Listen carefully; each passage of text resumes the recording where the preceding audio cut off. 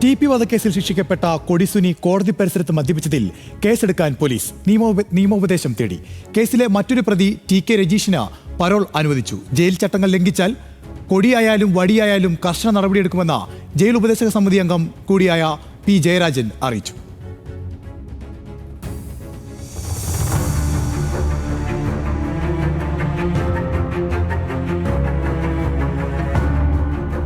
തലശ്ശേരി കോടതിയിൽ വിചാരണയ്ക്കെത്തിച്ച കൊടിസുനി കോടതി പരിസരത്ത് വെച്ച് ഇതിനു മുൻപും മദ്യപിച്ചിട്ടുണ്ടെന്ന് പോലീസ് കണ്ടെത്തി.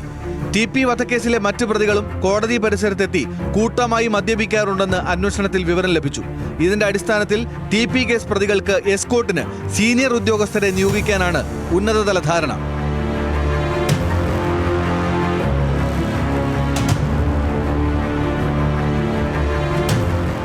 TP വധക്കേസിൽ ശിക്ഷിക്കപ്പെട്ടവരുമായുള്ള യാത്രകളിൽ പോലീസ് നിരീക്ഷണം ശക്തമാക്കും.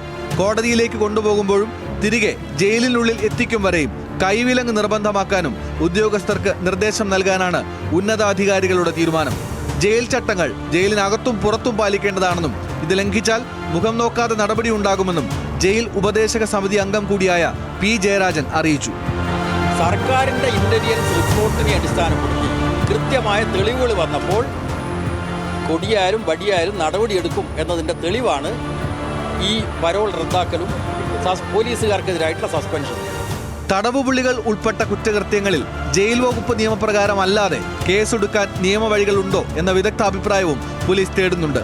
കോടതി പരിസരത്ത് കൊടിസുനി മദ്യപിച്ചതിനെ തുടർന്ന് 3 പോലീസുകാരെ നേരത്തെ സസ്പെൻഡ് ചെയ്തിരുന്നു. പരോൾ വ്യവസ്ഥ ലംഘിച്ചതിനെ തുടർന്ന് കൊടിസുനിയെ കണ്ണൂർ സെൻട്രൽ ജയിലിൽ തിരികെ എത്തിച്ചത് കഴിഞ്ഞ ദിവസമാണ്. TP കേസിലെ മറ്റൊരു പ്രതിയായ TK രജീഷിന് പരോൾ അനുവദിച്ചു. ശിക്ഷാവിധിക്ക് ശേഷം ആദ്യമായാണ് രജീഷിന് പരോൾ നൽകുന്നത്. ഉഴുപ്പിലങ്ങാട് സൂരജ് വധക്കേസിൽ 1-ാം പ്രതിയായ രജീഷിന് തലശ്ശേരി കോടതി 2 മാസം മുൻപ് ജീവപര്യന്തം ശിക്ഷ വിധിച്ചിരുന്നു. ജീവപര്യന്തം ശിക്ഷ ലഭിച്ചവർക്ക് 2 വർഷം കഴിഞ്ഞാലേ പരോളിന് അർഹതയുള്ളൂ എന്നിരിക്കെയാണ് രജീഷ് പുറത്തിറങ്ങുന്നത്. കണ്ണൂർ, കോഴിക്കോട് ജില്ലകളിൽ പ്രവേശിക്കരുത് എന്ന വ്യവസ്ഥയിലാണ് രജീഷിന്റെ പരോൾ.